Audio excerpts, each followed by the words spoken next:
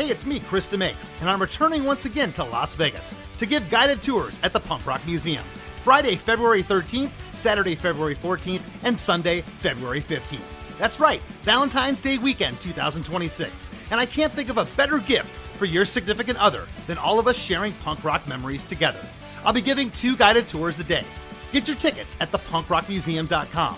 Join me as I guide you through 6 decades of punk rock music, memorabilia, artifacts, musical instruments, merchandise, mementos, and so much more. Get your tickets now at thepunkrockmuseum.com. Can't wait to see you. 5 a.m., I'm up with a crisp Celsius energy drink. Running 12 miles today. Grab a green juice, quick change, and head to work. Meetings, workshops. 1 more Celsius, no slowing down. Working late, but obviously still meeting the girls for a little dancing. Celsius. Live, fit, go. Grab a cold, refreshing Celsius at your local retailer or locate now at Celsius.com.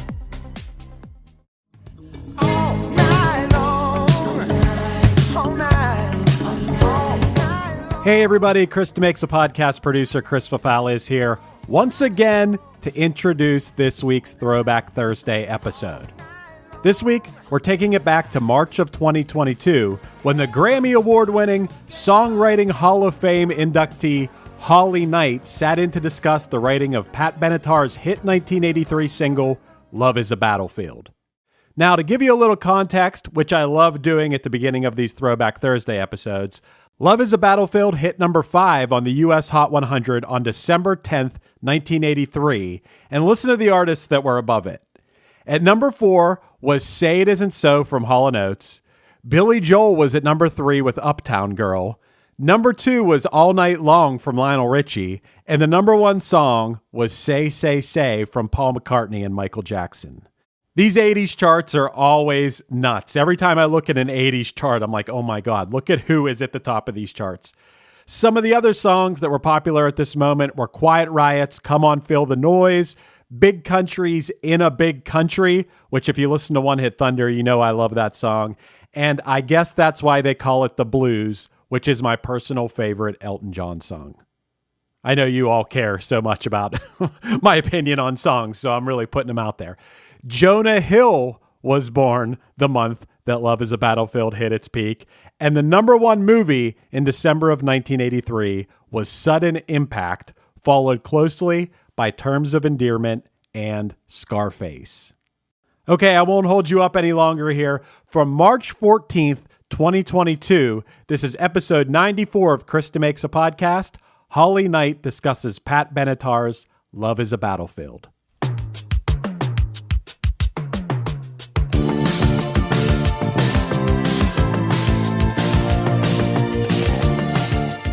Hey everybody, today's guest is songwriter and multi-instrumentalist Holly Knight from Los Angeles, California. She is a song doctor, hit maker to the stars, and her discography of Grammy Award-winning singles is beyond impressive. Together we get the inside scoop behind the writing and inspiration for the 1983 smash hit, Love is a Battlefield, written by Holly and Mike Chapman and made famous by Pat Benatar.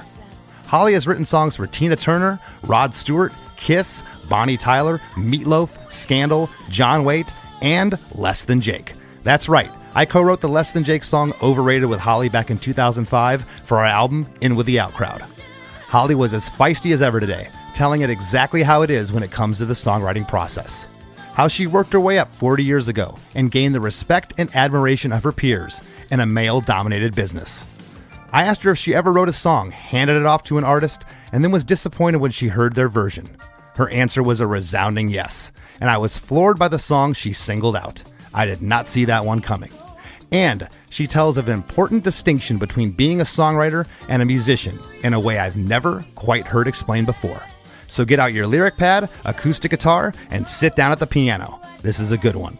Hey, hey, have you heard? Chris DeMakes a podcast. Hey, hey, have you heard? Chris DeMakes a podcast. Hey, hey, have you heard? Chris DeMakes a podcast. Hey, hey, have you heard? Chris DeMakes a podcast.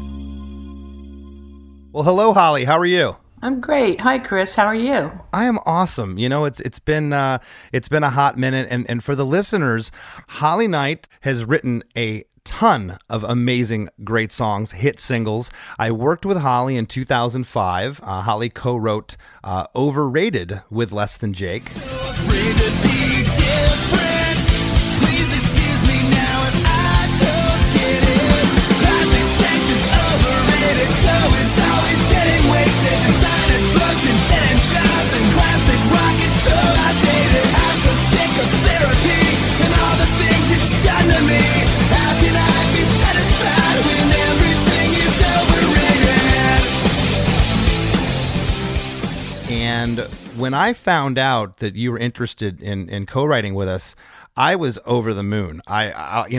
You wrote so many songs from my childhood. And the one thing when I was researching this episode that really got me that I didn't know until yesterday, you played on one of my favorite Kiss records, Unmasked, which is an unpopular opinion. That's when they kind of went pop in the early 80s, but there's some gems on that record. I had no idea that you played keyboards on Unmasked. That's right.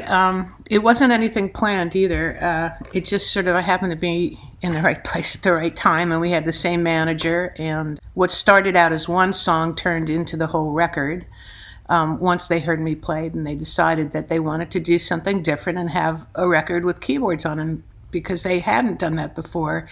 And I think a lot of people loved it, and I think probably more people hated it because, they're a guitar-driven band. But I give them a lot of credit for, giving me a chance. I was an unknown. They didn't know it at the time, but I'd never recorded on a record before. And even the fact that I was a woman, I thought that was pretty evolved, especially given the fact that they were known for, they were known as womenizers. So the fact that they gave me a chance was phenomenal. Yeah.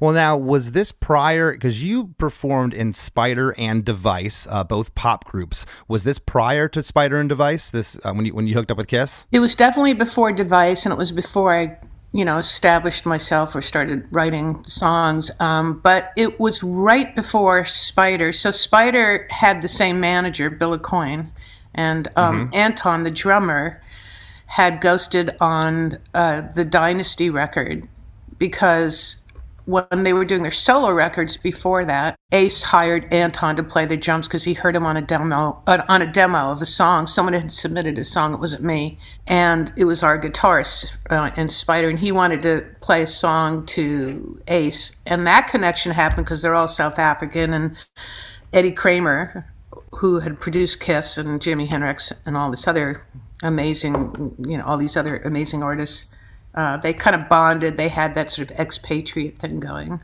Mm-hmm. So once Ace heard Anton, he ended up playing on his solo record, which led to us meeting Bill Coyne because I had the group Spider, but we hadn't made a record yet. So technically, the first record I ever played on was Kiss Unmasked. And, your your list of songs that you've co-wrote is amazing. I'm going to go through a couple of them here. Ragdoll by Aerosmith. Ragdoll, living in a movie. Hot tramp, daddy's little cutie. Obsession by Animotion. You are an obsession. You're my obsession.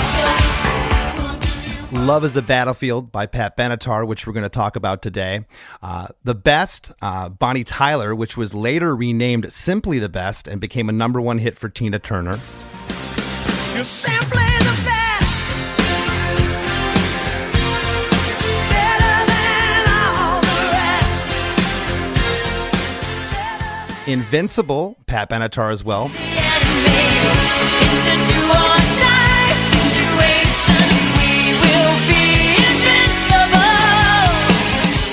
Better Be Good to Me, Tina Turner.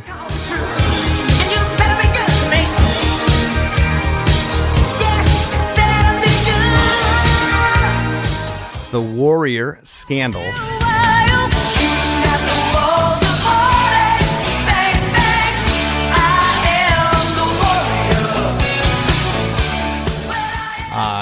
Just amazing. These were songs that I grew up in my childhood, such a part of the 80s. Change, John Waite. And, you were talking about Bill O'Coin, who had managed Kiss in their heyday. You mentioned Anti-Fig with Ace Frehley, and how everything kind of blended together here. You also co-wrote Hide Your Heart, which Kiss did, Ace also did, Robin Beck did, and Molly Hatchet, which it's amazing. It never became a big hit for any of them, but I love that song.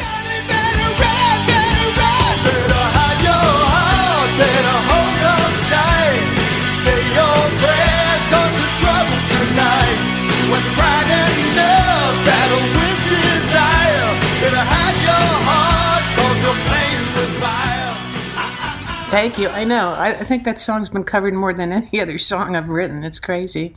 It's unreal. Yeah. I've written, actually, over time, I wrote some more. I mean, I wrote a couple of songs with Paul Stanley on Psycho Circus, and then I co-wrote a song with him for his solo record. And also, by the way, I just wanted to clarify something. When Tina recorded The Best, it wasn't renamed simply The Best, but everybody seems to know it that way. That's sort of, they've kind of coined that title. It's still The Best. Oh, it is? Okay. Yeah. Okay. I think the two words say the more. You can't really top that, The Best. What comes after that?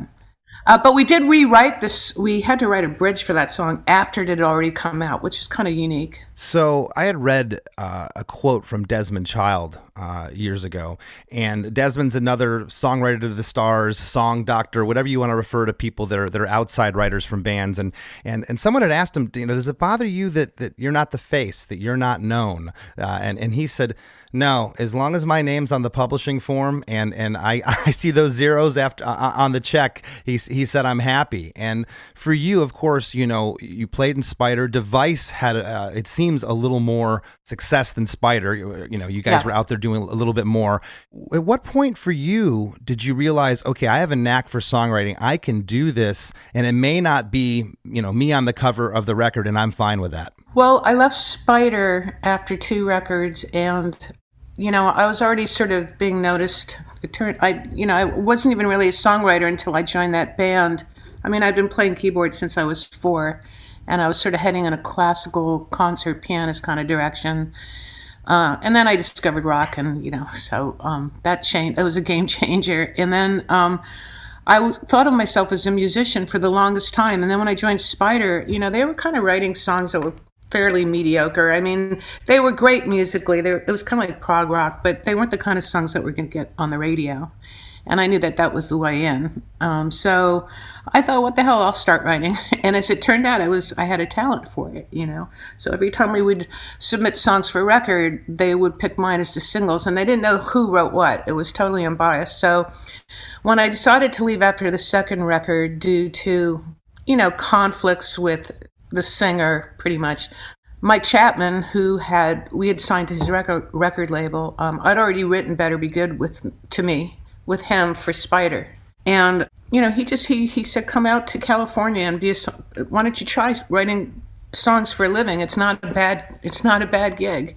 And songwriters are considered, royalty in the music business, and you'll get to work with lots of people. And he just made it sound so appealing. I just jumped at it, and I moved to California. And so already at that point, I thought, I'm going to be a songwriter. But it was really only after I had experienced a few sort of epiphanies that I knew that I had picked the right career. And personally, for myself, other than performing live, which I still love to do, and I miss it terribly, I'm totally fine being a songwriter. I hated doing the photo sessions.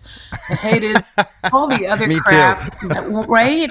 Just the pressure of it, and having to look good in this day and age. Once MTV exploded, it's so much emphasis. The Buggles, they had it totally right when they said that video killed the radio star, and I kind of liked having the anonymity. As long as exactly what Desmond said, who, by the way, is a good friend of mine. He used to open up for Spider. And awesome. Yeah. And we've written together and stuff. We haven't written a lot together, but the last thing we wrote was the Meatloaf record. May he rest in peace. It was Bad Out of Hell 3. So, yeah, it wasn't too long ago. That's very cool. Well, was there, I noticed a lot, and I had seen your name. I was one of those guys, and I guess that's why I have a songwriting podcast. I used to read the liner notes and who wrote this and who wrote what, and I knew of your name. Me too. I missed that. Yeah, I knew where it was recorded, who the second engineer was, who was the tape machine guy. I mean, I knew it all. The A&R person, it just intrigued me. And of course, I saw your name back then. I saw the Jim Valances, the Marty Fredricksons, the Desmond Childs. Was there competition with you back then, or did you guys all kind of seem to work together? How was that process back then? I think it was somewhere in the middle. I think it was like friendly competition. Like we would write together, and when we weren't busy competing with each other, if that makes sense. Yeah. And it was interesting because at that time I was the only woman. So on the one hand, that was kind of lonely, but on the other hand, I loved it because it just gave me another edge to stick out as being different, But I always grew up sort of being one of the boys in a way. So I like that. And also the fact that I had skills as a musician.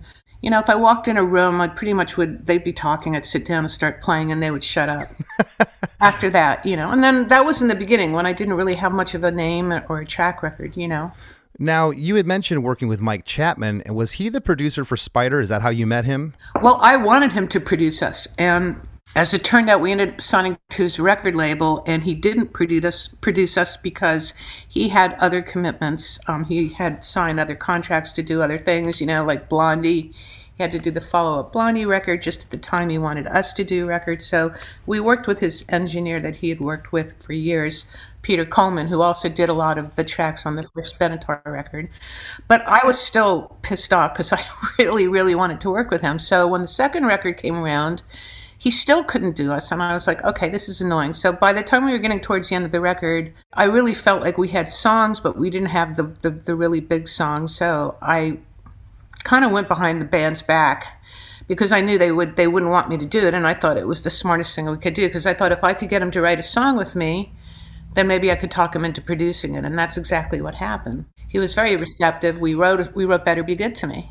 Well, that's what I wanted to, that's why I brought up Mike. So when you wrote Better Be Good to Me, was that how most of your songs, did you kind of have them stockpiled? Because I know when I worked with you, you didn't bring Less Than Jake a song like, hey, I think you should record this. We collaborated on an idea together. Were most of your stuff collaborations in a room like you and I did? Or was it, hey, I got this great song, we should send it to Tina Turner and see if she wants to record it?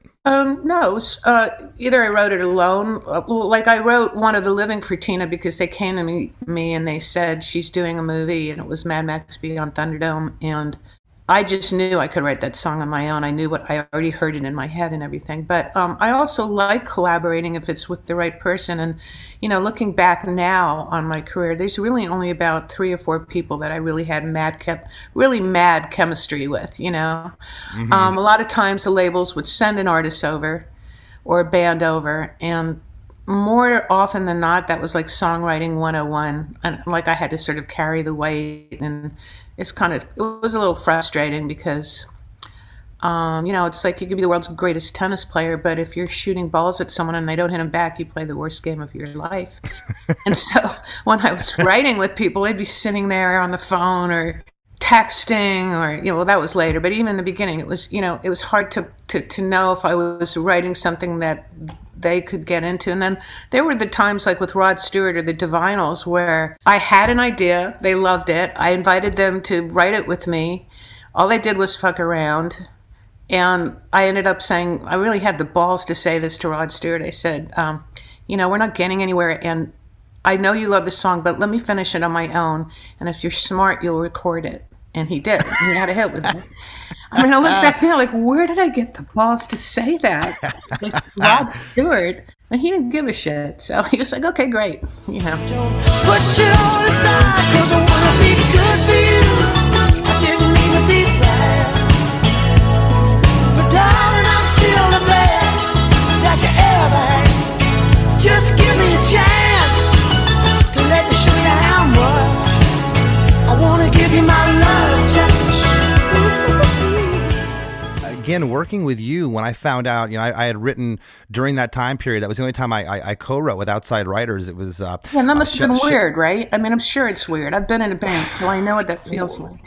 it was, I think it was weird. I know it was weird for some guys in my band, and They weren't in the room. That's why. well, we came from a punk background, okay? And if you didn't do it all yourself, you were sellouts and that whole thing. And my whole position was, I haven't had a hit, and these people have, and I just wanted to learn. I wanted to soak it up. I wanted to write a song with someone that was in the same room as Paul Stanley. I looked forward to working with you. I worked with Butch Walker, Shelley Piken.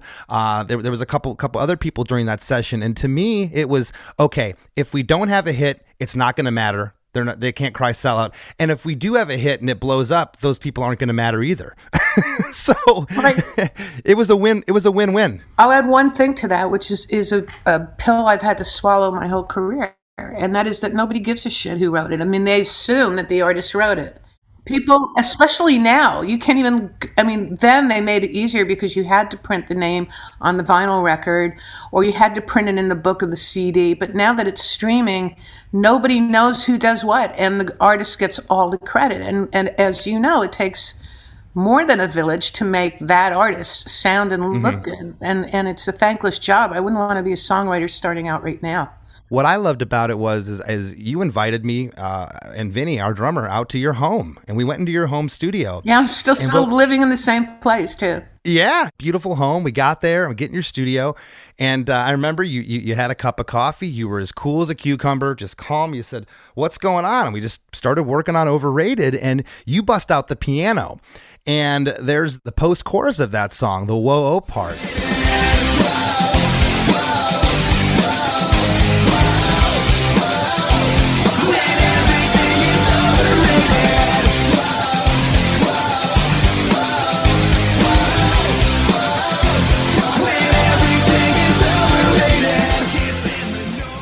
After the G, you went to a G sharp that I never would have went to. And I remember just sitting there going, wow, that's something I would never do. And it was at that moment that I was like, this is why I'm doing this. It's not that I'm a bad songwriter. I can't write my own stuff, but I put myself into a box. I know what chord I'm going to go to the bridge. It's my go-to every time, or I know what harmony I'm going to use here. And that's what I want to ask you too is, did you ever feel stifled, or you're kind of in the Holly box and you have to get out of that? And how did you do that as a songwriter? How did you push yourself? Well, I've always thought outside the box. So for me, that's my norm, That's like a friend of mine said to me once, I can never tell when you smoke pot. I can never tell that you're high. You don't act high. And I said, that's because I'm high all the time. Oh, God. So I don't know. I do try and change it up on the bass lines. Like if there's an obvious note, like the root note, let's say you have a C chord, the obvious root note is to go to C. But if you go to, say, E or G instead, or you go to something like B, you change it up a little bit. Just that alone, has been one of those things that I always try to do. Or if the chords are very simple, I have songs that have 2 chords in them that were hits, like Obsession and Better Be Good to Me, are pretty much just 2 chords. But, the simpler the track is, the more you can step outside the box as a singer. And really, let's face it, when people walk out of the arena, they're not singing the bass line or the drums, they're singing the melody. So the melody has to have a lot of room to move. So if you have you get into some of these heavy prog bands like Tool, which I have utmost respect for, but the thing is they have very concise, time signatures and their musical chords and all that you really have to follow them. It's very hard to write a melody that's independent of that. So you're sort of put into a box of what you can write. Whereas if you have a very simple background, you could pretty much write anything on it. And I always felt that the most important thing at the end of the day is to write some lyrics that you're proud of, that they're never gonna be cringeworthy. And I think we've all done that. I've certainly done that, but nobody's gonna ever hopefully hear those songs, And I think that a lot of care needs to go into writing good lyrics. I've been, Less Than Jake never had huge radio success, but I have walked into a restaurant or a bar and our song's been on, and I know what that makes me feel like. But to this day, the songs that you've written are everywhere. The best was featured in Joe Biden's victory speech for the election. These songs these songs have been in Thelma and Louise, Mad Max Beyond Thunderdome, The Simpsons, 30 Rock, South Park. You've had Schitt's Creek, the best being performed by one of the main characters. I mean, they're all over. What does that feel like for you to walk into a mall and Love is a Battlefield is on? You know, it's a private moment for me where part of me wants to scream at everybody, "That's my song!" You know, even now, it's like I get so excited about it. Or they tend to be in like, you know, I'll be walking in Ralph's or something, and they have like this sort of, they probably buy a blanket of songs from the 80s, and, you know, a song will come on, but I can't do that because I'd look like an asshole, or something. I've actually tried it once or twice in the past where they look at me like, "You're full of shit," or "Who cares?" Or like they just look at me like whatever. So it's a private moment where I smile to myself, or I'll turn on the TV and some show will come on right away, and I just keep doing what I'm doing, but smiling inwardly, like, this is so cool. This is so cool. I feel like I've been able to make a significant mark. And that's important to me, you know. Yeah, you have made a mark, and that's why I was so excited to have you on the show, because again, I've only had artists on here, you know, that have been the songwriters, that they're in the band for the songs, and you're outside of that, and you're a songwriter. You're just, as we said before, you're maybe not the face, but you wrote that song, and that's why I wanted to ask you what that feeling invokes for you when you hear it, and it's you're proud, and that's how it should feel. I want to go back and talk about Love is a Battlefield. So you co-wrote this with Mike Chapman, and did you do the music and the lyrics together? Yes, we did, very much so. That's pretty much how Mike and I worked. And it's funny because we could be in a room. In those days, nobody had fancy home studios. He just always had the budgets. He would go in these big studios. So if he was writing, he would sit down with just a guitar or whatever. So our writing room was his living room. And it just looked like anybody's living room. You wouldn't even know that two songwriters were about to write in there. But he did have these two speakers that were called Uris. And they're the kind of speakers that if anybody listening has ever been in a studio, they are massive. They're the kind that are up by the ceiling and the plate glass window looking into the control room. They're flushed and they're gigantic and they're fucking loud. They're like as professional and as loud as you could get. And he had those. I mean, you could probably crawl inside those things. So we didn't have much equipment. You know, we had a guitar and an amp, and we played everything through those big speakers, and it was just magical with us. We barely looked at each other, but every now and then at some perfect moment, we would turn and look at each other and maybe even wink if we knew we were onto something good. And that was kind of like what happened that day. I had just moved to California, and this was like the second or third time. I think I wrote a song with him for ABBA, for the blonde singer in ABBA, Agneta. Wrap your arms around me, let your love surround me, make love to me now like never before. Wrap your arms around me, from the day you found me, you'll never be alone. Yeah, this was like, I can't remember, it was so long ago. It was either the second or the third song we wrote. And I had just moved to California. We'd gotten that together that day to just write. We didn't have anyone in mind. We just thought, let's just write some great songs. But I always find that when we have something, even especially now, I mean, that's the only way I like to work now, is I have to have something specific to write for, because otherwise I'm writing a great tune, but no one's ever going to hear it. And I can't tell you how many killer songs I have sitting around that I'm still pushing them and waiting for someone to cut them, because they're some of my best work, you know. But that day we were just going to write for the hell of it, and the phone rang, and Mike's talking to this person. I don't know who the hell he's talking to, but he's laughing. Clearly he knows this person. And then I hear him say sweetheart, so I figured, okay, he's talking to a woman. And they're just laughing, and then I hear him mention my name, and he goes, yeah, I got together with Holly Knight. Yeah, she wrote Change for John Waite. Yeah, she's signed to me. We were going to write today, so we'll write something for you. And as soon as I heard my name, I was like, okay, who the fuck is he talking to? Now I'm like really sitting up and paying attention. And then when he hung up, I said, who was that? And he said it was Pat Benatar. And she had asked him to write a song because they were doing a live record and they needed a single to sell the record. Which the live record was not great. Live from Earth. I had it. No, and you know what? Not only that. It's terrible. Not only that, it was bad because like when you have a song on a live record, it's kind of like thrown in there. Whereas if you have a song on a studio record with a bunch of hits, you really stand a chance.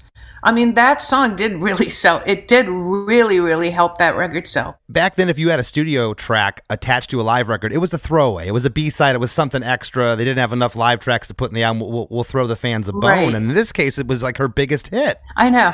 That's funny. So we wrote the song that day, except for one line. And it wasn't that we couldn't, it was on the chorus, and it wasn't that we couldn't think of a line. We thought of about 100. We just, as I then found out, Mike was a total perfectionist. I mean, he was my mentor for many, many years. And we're still great, great friends. And we keep talking about getting together and writing again. But he lives in London and I live in LA, so. But we certainly had a huge impact on each other in our lives. We wrote a lot of great songs together.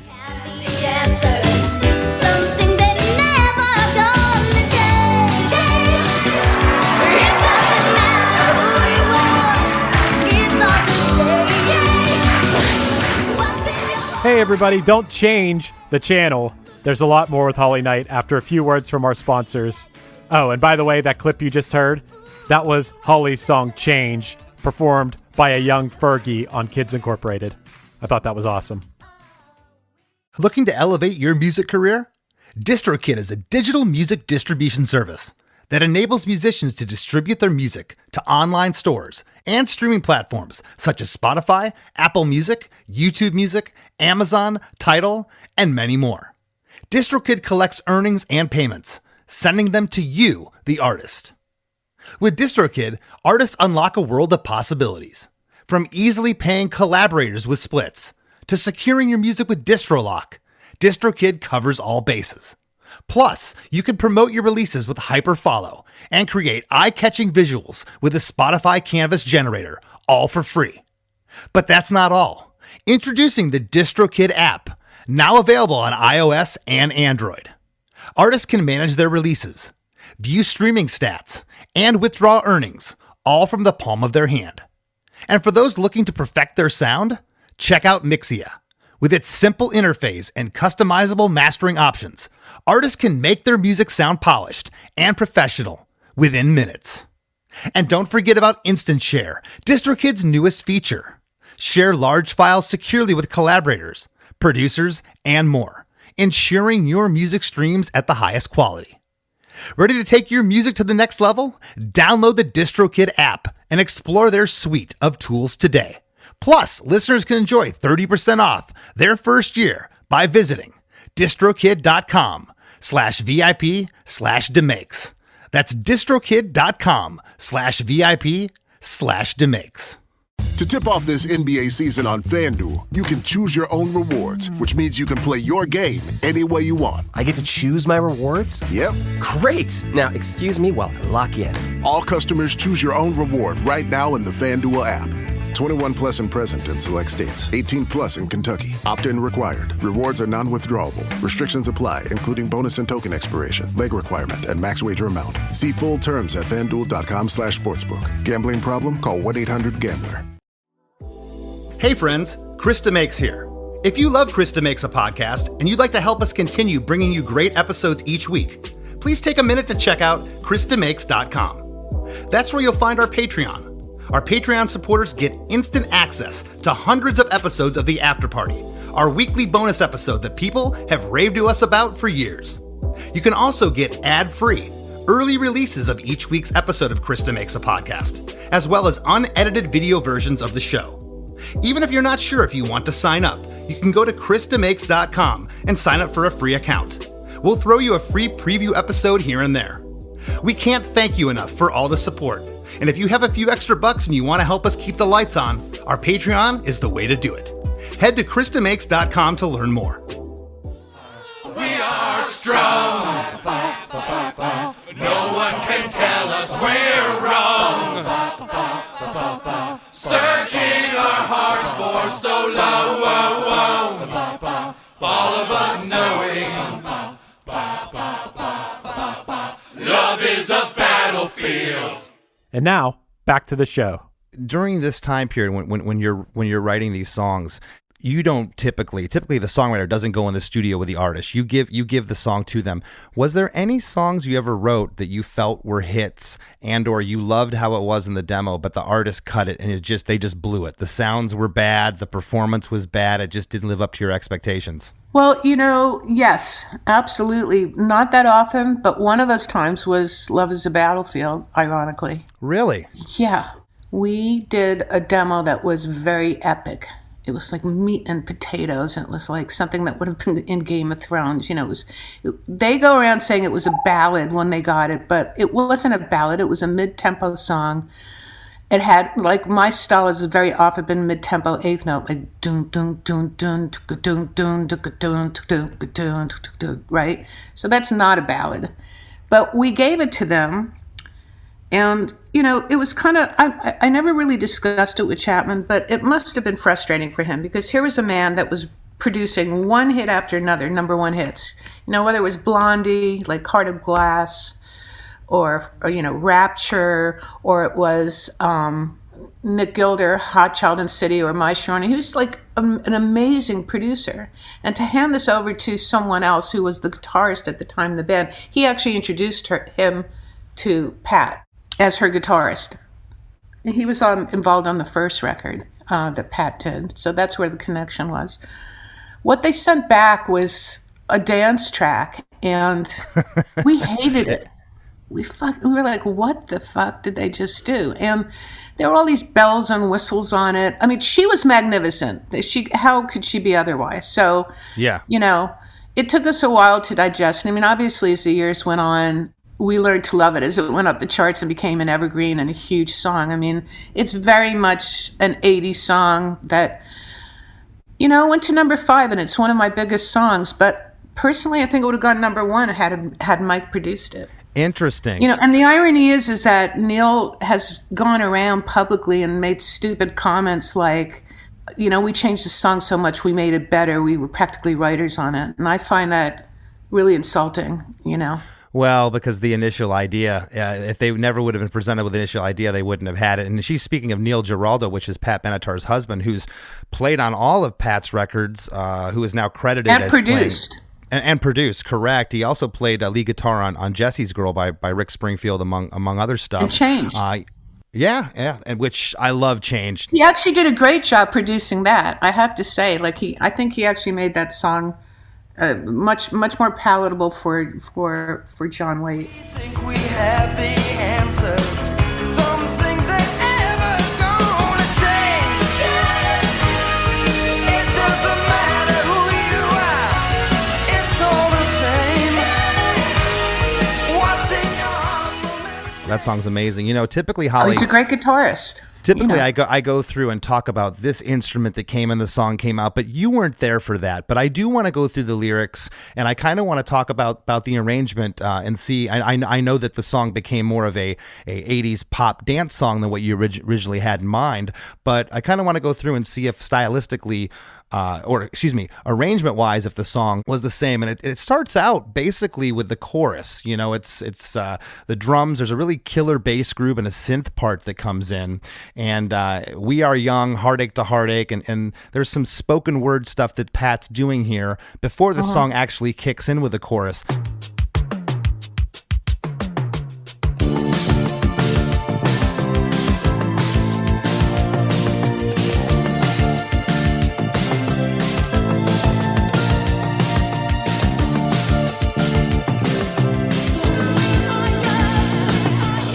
We are young,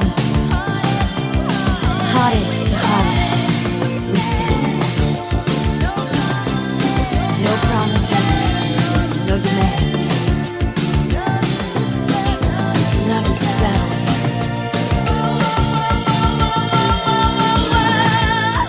battlefield. Did the song start like that when you and Mike had written it? No, it didn't. It had the intro, which was the chorus. Mm-hmm. And then we sung the chorus, which is sort of an unusual thing to do. Yeah.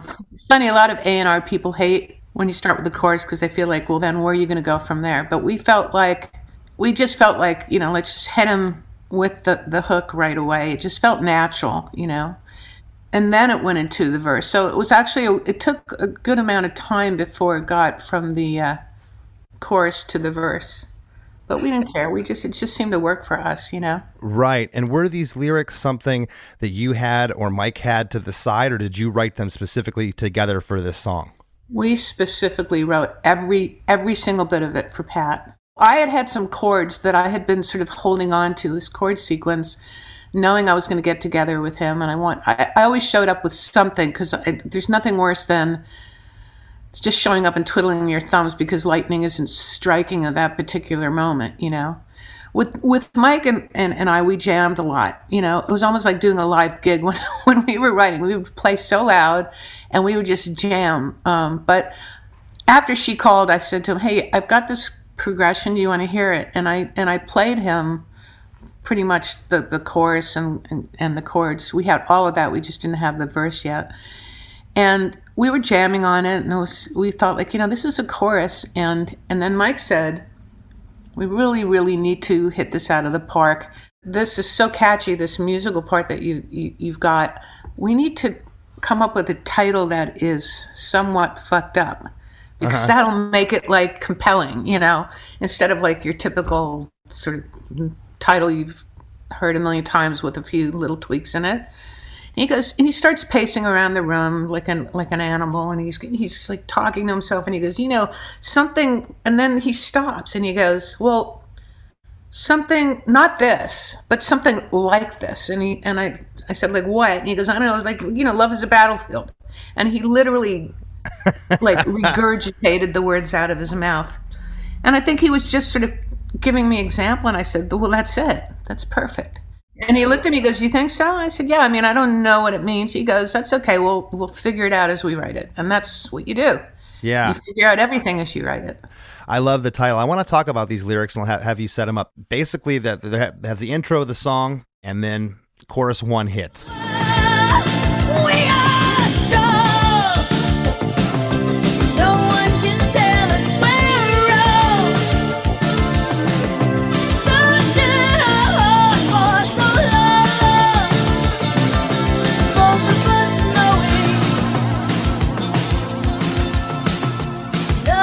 a battlefield. We are strong. No one can tell us we're wrong. Searching our hearts for so long. Both of us knowing love is a battlefield. And who can't relate to that, though? You know, love being a battlefield. It's it's good, it's bad, it's ugly, and everything in between. So basically, what are you saying there? Well, pretty much what you said. I mean, when they went to do the video, it was more about her running away from home and having a battlefield of love with her family, which I related to that too, because when I saw the video, I thought that made sense as well. I mean, it can be whatever you want it to be, everybody. It's open for interpretation, and I don't really like to sit there and dissect the lyrics because it kind of demystifies it, but I will tell you that there was a certain rhythm to it. Da da da da da da da da da da da da da da da da da da. You know, so that's why I said we had this one line that was missing. It took us a week to get the one line in the chorus. What is the line? No promises, no demands. Okay. Because it was that da da da da da da da. It wasn't a complete sentence as much as it was almost like a slogan. Like you could almost see that in a commercial now for a car. You know, promises, no demands. Which is interesting because you get that lyric at the top intro, but the first chorus it doesn't come in. That it comes in on the second chorus, which is switched there. And do you recall? Was the chorus ever switched on your demo? Because here on chorus one, it starts, we are strong, no one can tell us we're wrong. On chorus two is, we are young, heartache to heartache, we stand. That's the actual chorus. I mean, the first part was sort of like, she sort of came in the middle of it. We are strong is not the chorus. That's the middle of the chorus. We are young, heartache to heartache, we stand. That's the same rhythm as no promises, no demands. See? So, and we wanted a lot of air because, like, you know, when you're trying to write anthems, well, first of all, I don't know if anybody realizes this, and nobody told me this, but it came to me once, the beauty of it, and that is when you're doing arena rock, when you're so big that you're playing in an arena, you need to have those kind of rhythms that have air in between instead of long sentences, because as you know, it echoes. The kick drum, it's like being in a church with a pipe organ. By the time you get to the end of the theater, there's a second or two delay, so you need to have that space in between so the words don't run into each other. So those dot dot dot dot dot. It's like that's when you look at like anthems like we will rock you. See all the Aaron is not these long sort of, and Battlefield had that, you know. It lost a bit of that when it became a dance track. Well, I want to talk about these verses. You're making me go, then making me stay. Why do you hurt me so bad? It would help me to know, do I stand in your way? Or am I the best thing you've had? Believe me, I can't tell you why, but I'm trapped by your love, and I'm chained to your side. Verse 1, you're begging me to go, then making me stay. Why do you hurt me so bad? It would help me to know, do I stand in your way? Or am I the best thing you've had? Believe me, I can't tell you why, but I'm trapped by your love, and I'm chained to your side. And was the lyrics that ended up on the record, was that all from your demo? Nothing was changed? Yes, nothing. And how did that work? When you and Mike were going back and forth, would you come up with a line and then maybe, he'd take a walk outside, you come back in and say, hey, I got this idea for this line. Yeah, I mean, there's very much sort of like this thing, someone will throw out, believe me, and I might say like, well, why don't we do that twice? Believe me, I can't tell you what. I don't know what. No, why? How about I can't, believe me, I can't tell, that kind of stuff goes on. At least with Mike and I, it did on that song. There have been other songs like where we wrote a song and then he would go off and sort of come back with the verse that he had written. I was, in the beginning, I would say, because I was more sort of classically trained, I think he respected that. I had the bass lines. He always loved my bass lines. I always started with, I'm really into bass. Because I think if you have a bass and a melody, you've got all the elements of a song. Mm-hmm. Some people would think it's like a guitar and a melody, but I actually think it's the bass, because the bass really kind of defines, if you wanted to go somewhere different, you can still sing the vocal with it and get the whole thing. Was this bass line that made it on her record, was that on your demo? Because I think the bass line's amazing in this song. It's so funky. It's a little song within the song. Yeah, it was actually, it was like theirs was like more Bo Diddley, like bum bum bum bum bum bum bum. Ours was more like halftime, like da da da da da da da bum bum bum bum. But that bass line was like, that was what I brought to Mike when I first had the idea. It's so good. Chorus 2 happens, which is the double chorus, and then there's that 8-bar instrumental again, just like before that happens. We are young. Heartache to heartache, we stand. No promises, no demands. Love is a battlefield. We are strong. No one can tell us we're wrong.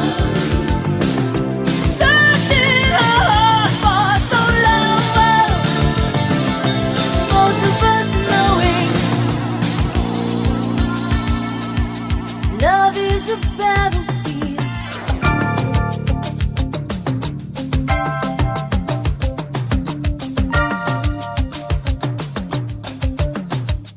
It's a holding place. I call those refrains. Yeah, and I love the arrangement. This song's 5 minutes and 23 seconds. It's a long song. It's crazy. We even had the whistling on it, and I've gotten into a debate with Neil because he thinks that he came up with that, but Mike was whistling on. He was actually whistling on the beginning of the song. Like it started out, he had the drums playing first, like boom boom ah, boom boom boom, and then he started whistling. And then came in with dun dun dun dun dun dun dun dun dun, like that, Well, I was going to ask who whistled that part. That was him. Oh, okay. I think he was just fucking around.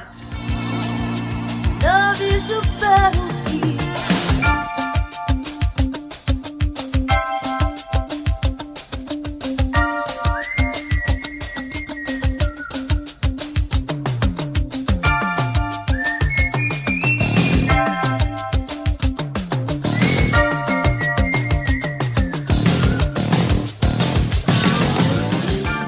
said he did it deliberately now, like, 40 years later, but... Right. Who knows? Verse 2. When I'm losing control, will you turn me away or touch me deep inside? And when all this gets old, will it still feel the same? There's no way this will die. But if we get much closer, I could lose control. And if your heart surrenders, you'll need me to hold. When I'm losing control, will you turn me away or touch me deep inside? And when all this gets old, will it still feel the same? There's no way this will die. But if we get much closer, I could lose control. And if your heart surrenders, you'll need me to hold. Was verse 2 ever verse 1? Did they ever interchange, or was that always the same? No, that was the same. It's the same? Okay. Yep. And then we get into chorus 3, double chorus again, and then there's 32 bars of instrumental. That's where the real long, the long piece comes here at the end of the song before the double chorus at the end. And from your demo, okay, was your demo about 5.5 minutes, or did they add more? Did they cut it down? Do you recall? I don't remember that. I know that we had an instrumental section there, but, Mike wasn't a lead guitarist, so I think, that's where Neil sort of put in that solo, dun, dun, dun, dun, dun, dun, dun, dun.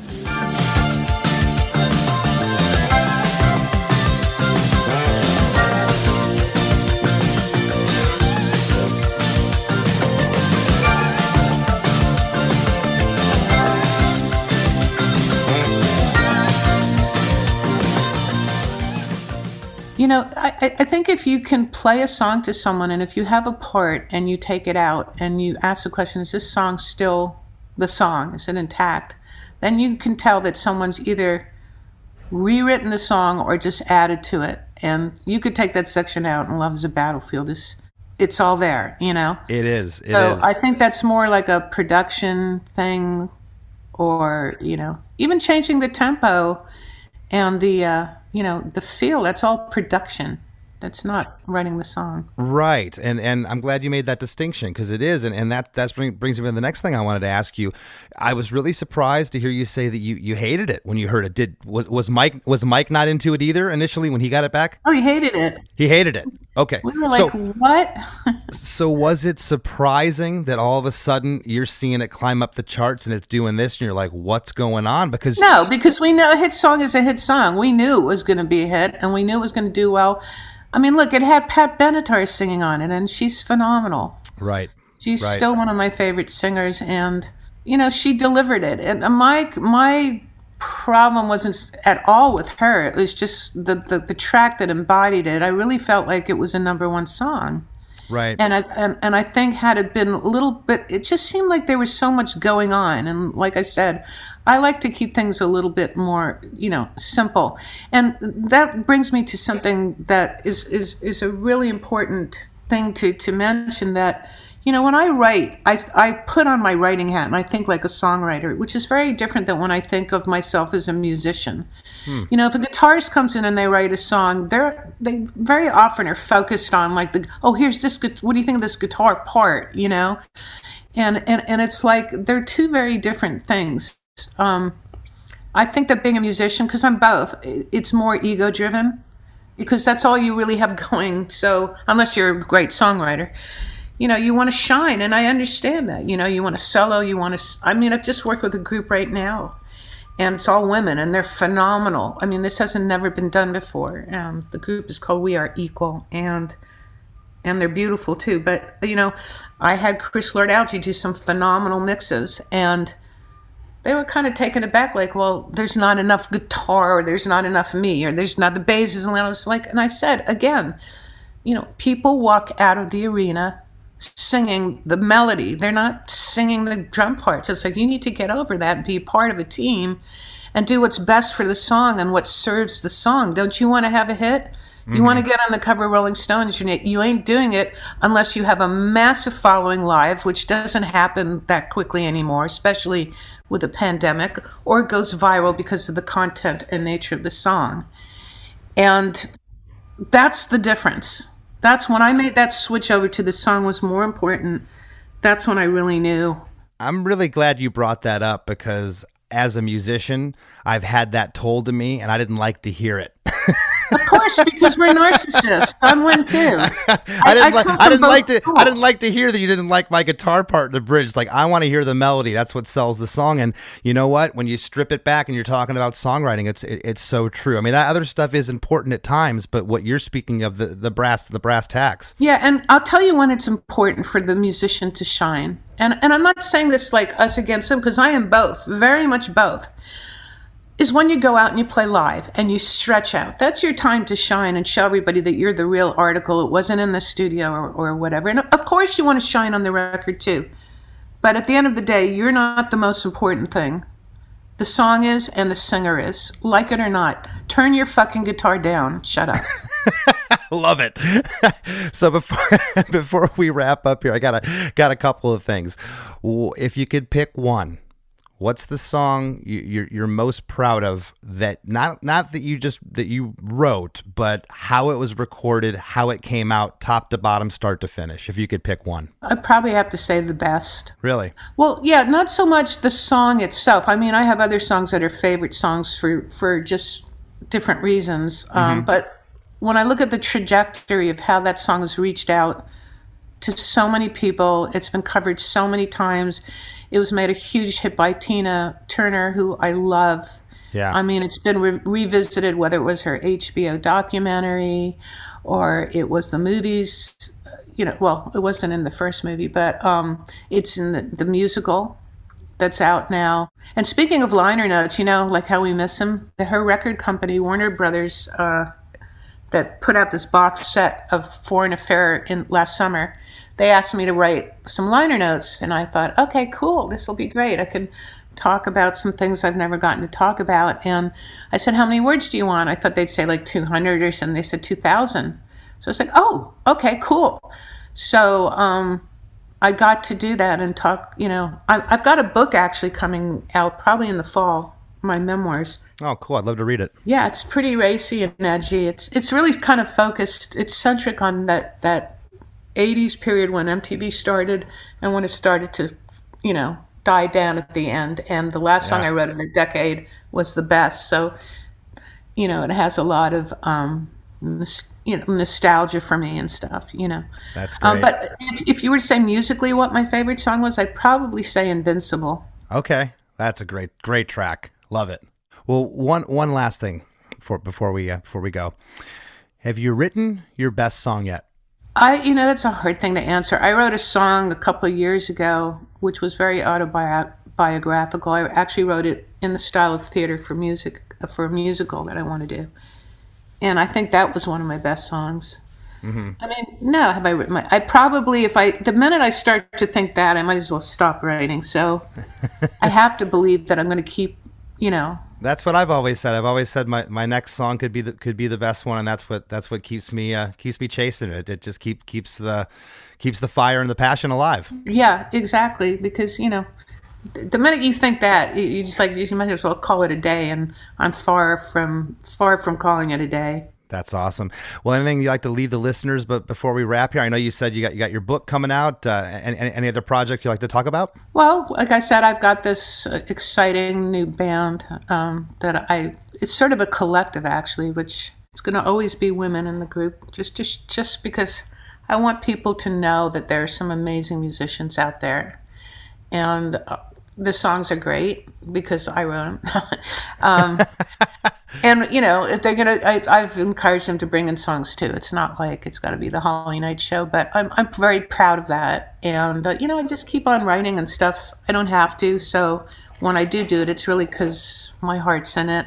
Sort of like it was when I first started out. Well, we'll have to write another one together. And I want to hear what you have in the vault. Oh, I do want to say that I love that song we wrote. overrated. I think it's a great song. It's one of my favorite, really. I love it. Well, thank you very much. It's one of those songs that has kind of stood the test of time for the band. We find ourselves more often than not playing it when we go out on the road. It has that jumping vibe where it's bouncy. It's what you're talking about with those bass lines. It has that Holly bass. Yep. Exactly. That's that half note you're talking about. Exactly. Yeah, on the refrain. That's it. Yep. So, well, thank you so much for sitting in with us today. I appreciate it. Thank you so much for having me. And let's write again.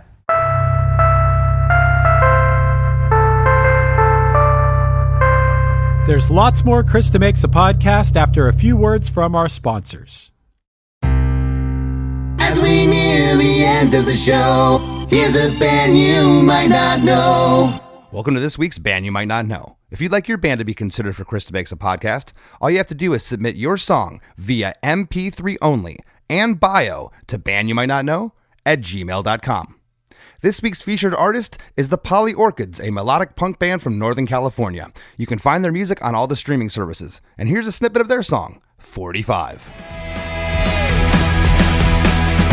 Got a 45 making noise tonight. The circle's turning, the needle grinding.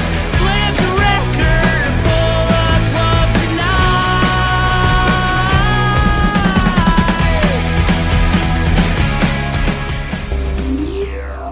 The Wrap with Chris and Chris. All right, so let me start by saying that Holly is awesome. And she's written so many incredible songs, as you covered in this episode. But this was a really different episode, and I didn't know how this was going to work because usually you can talk about the recorded version of the song, but in this instance, her and Mike Chapman wrote the song, but they weren't really involved in the actual recording of the song that we all know. Yeah, they handed off their baby to another family to raise, and surprisingly, when they saw the child a couple years later, they didn't like it. I know. That was amazing. I mean, hear this song shot through the stratosphere for Pat Benatar, arguably her biggest hit up to that point. The whole thing just, it was crazy to hear that they didn't like what they did to their song. Yeah, it was really interesting to hear that perspective from Holly, because you or I, if we wrote a song and it went to number 5 in the charts, I think that we would just automatically like it, you know, but she, in her opinion, and she might be right, thinks that if it was done properly or to her liking, that should have been a number 1 song, not a number 5 song, which I thought was really, I don't know. That was an awesome way to look at it. I think. It is, to believe in your song that much. Yeah, well, that's awesome. Of course, you know, you'll never be able to go back and rewrite history and know if that was true or not, whether it would have become a number 1. But she did say that that her stance has softened. I don't know if Mike's has over the years, but you know, I think that she's gotten used to it and has accepted it for what it is. And I think when she walks into that restaurant or that mall and hears it playing, she can kind of have that prideful moment. You know, I love that you asked her if she wants to scream, "That's my song," when her song comes on somewhere, or you know, whatever. Well, she did say that she wants to scream, "Hey, that's my song," although she, you know, doesn't actually do that. Maybe a time or two she has. I don't know what I would do in that situation. Well, and what would you do? I feel like I would tell everybody around me that's me. It would be tough. It would be tough not to. And you know, some of these songwriters, they might have played in bands, you know, but you know, some of them are just strictly songwriters. She was on both sides of the spectrum. She even said that she misses performing. That's part of her. But you know, I liked when she kind of gave the example of there's musicians and there's songwriters, and you have to separate it. And there's some truth in that to what she was saying. You know. And she was talking about just the meat and the bones of the song. And if you look for publishing, I don't know if a lot of listeners know this, but you know, you have lyrics and you have the music to a song. And you know, a band like Less Than Jake, we've cut in our horn players on certain publishing things if we felt that really elevated or lifted the song. But you don't have to on paper do that. It's chords and melody and lyrics. That's it. Well, speaking of that, Chris, I thought it was really interesting, and Holly might be the first person I've ever heard say this, but Holly believes that a song, the true elements of the song, are the bass line and the melody. And I love that. Yeah, being a bass player, you gotta love that, and she's so right. And this song, and that's why I asked her specifically if the bass line that she had come up with Mike on the demo, if it translated. She said it was a little different, but for the most part, because the bass line's wicked in this song. It is just so good. It's like Billie Jean, Michael Jackson. We've talked about it on this show before. Those songs that if you just zone in on the bass part, it's a song within a song. It stands on its own. I love that. I really, really love that. And yeah, man, the bass line, a bass line is so important in a song. I know I'm biased, but I would argue that maybe the bass line is more important than the chords, or at least equally important, But yeah, I thought it was also cool that she talked about the most important thing at the end of the day, as a lot of people like to say that expression, is to write lyrics that you're proud of and to make sure that they're not later cringeworthy, which I don't know. You can't always in the moment know if 5, 10, 15 years down the road, you're going to cringe reading what you're writing now. But I think that if you approach it trying to write something that's timeless, I don't know, can you do that intentionally? Write something timeless? I would imagine probably most of the time, if you are writing something timeless, you don't realize that you are. The only example I can think of a way to do that is not to write about, like, if it was 15 years ago, write about like using your sidekick or some sort of technology that is of the now. Don't do that. But yeah, I like that she talked about writing lyrics that you're proud of. Yeah, and the music business is very male dominated. When she started out in this business, that was 40 years ago, even more so back then. She touched on that a little bit, what it was like being a woman trying to break in the ranks of a songwriter. And I felt early on that her material was so good that she was embraced. She was included by these other male songwriters because it was undeniable. Just look at the track record of some of these songs. I mean, I could have probably talked to her for 3 or 4 hours. I talk about Obsession by Animotion, talk about The Best some more, talk about Ragdoll by Aerosmith, The Warrior by Scandal. I mean, think of the stories behind those songs. But I went with Love is the Battlefield just mostly because of memories. I love Pat Benatar, and I have a lot of memories attached to that song, and I thought it'd be a good one to go to. But you're right, it was a little difficult, a little different episode for us because songwriters, they passed that song off. They're not there for the recording. And again, I'm still kind of flabbergasted she didn't like what came out. Well, dude, it almost makes sense to me now that I'm thinking about it more,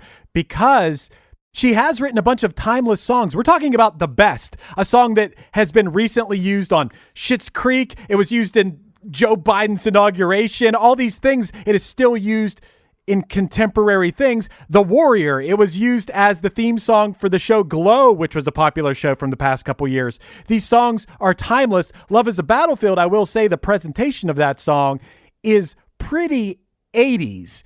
To you and I, that song is pretty timeless, but compared to some of these other ones, compared to The Best. Yeah, and you can't argue with the lyric, you're simply the best, better than all the rest. I mean, that's timeless. That right. Phrase, those words put together, who can't relate to that? And it's a rallying cry. It's a very, very positive lyric. And to your point, I don't think you can set out and say, I'm going to write something timeless. I think it just becomes timeless. And I thought it was really cool that she talked about needing to have space in between lyrics when you're an arena rock band because of like the echo and the time it takes sound to travel and stuff. Never thought about that before. That was Bob Rock's argument to Metallica when he made the Black album.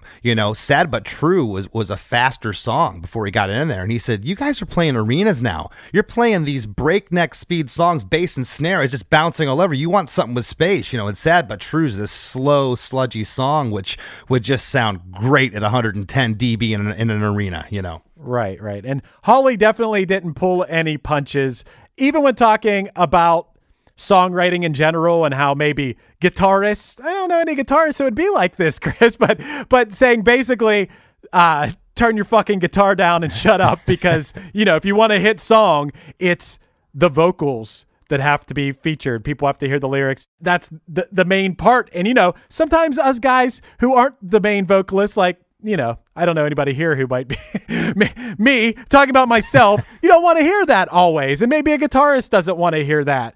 But I think that Holly has a lot of wisdom to pass along here. Case in point, Yngwie Malmsteen's known for his shredding guitar playing, but not so much for his great hit songs. You know, it's just the way it is. But you know what else is great, Chris? What's that? I'll tell you what's great. It's when our listeners, whom we love dearly, leave us those 5-star reviews. That was a breakneck transition. I really appreciated that. From Yngwie Malmsteen to the fans. Thank you. Yeah, for sure. Hey, yeah, if you like our podcast, wherever you listen to it, if it's an option to leave a review, like a 5-star one of those, please leave us one because it helps up the profile of our podcast and helps us get more great guests. That's right. We're a broken record. We say this every week, but we're just driving the point home. We want you to leave us those reviews so we can get the guests that you love and enjoy, so we can keep doing this podcast forever in the future. If you haven't already, please join the Chris DeMakes a Podcast Facebook group. It's a lot of fun. And if you haven't already, give me a follow on Instagram at LessThanChrisD. Want to thank this week's guest, Holly Knight, for sitting in with us, and we'll see you next week.